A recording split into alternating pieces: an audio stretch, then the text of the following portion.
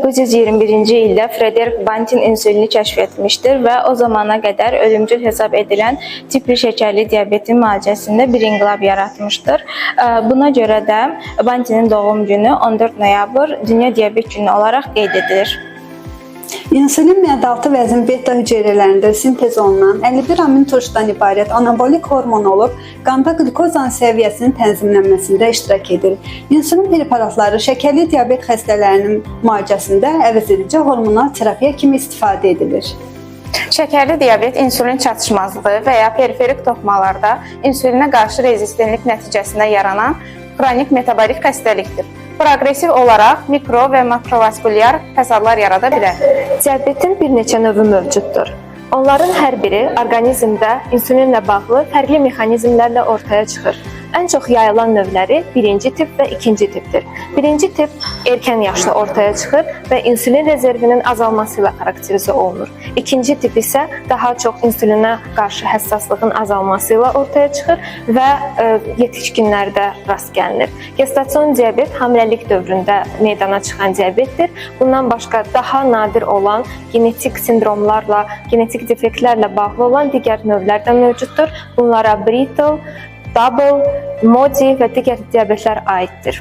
Şəkərli diabetin ən çox rast gəlinən ilkin əlamətlərinə poliuriya, polidipsiya və polifagiya aiddir. Bundan əlavə səbəbsiz arıqlama, yaraların gec sağalması, bulanıq görmə və yorğunluq kimi əlamətlər də bizə şəkərli diabetin ilkin xəbərçisi ola bilər. Bu əlamətləri tanımaq çox vacibdir. Çünki erkən diaqnoz şəkərli diabetin ağırlaşmalarının qarşısını alır və xəstələrə sağlam həyat tərzini bəxş edir.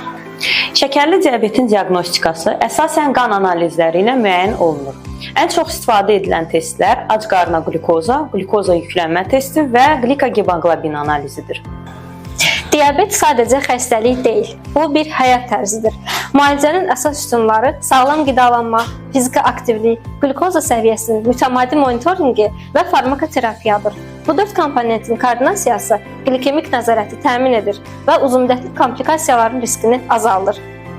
Hər pasiyent üçün düzgün idarə etmə uzunmüddətli sağlamlığın əsasıdır. Şəkərli diabetdən qorxma, nəzarətsiz şəkərdən qorx.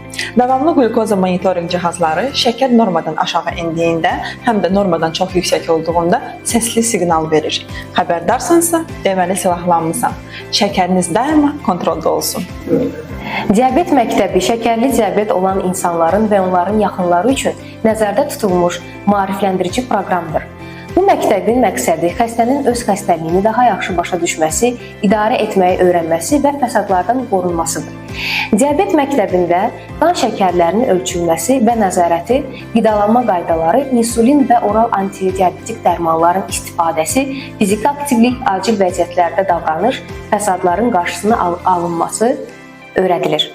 Diabet biliksizliyi sevmir.